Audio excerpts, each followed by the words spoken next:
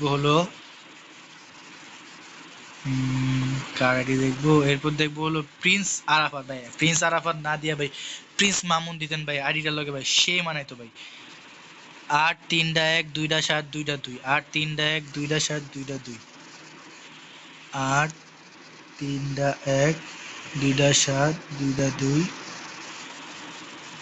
3-1-2-7-2-2, 4-3, 4-3।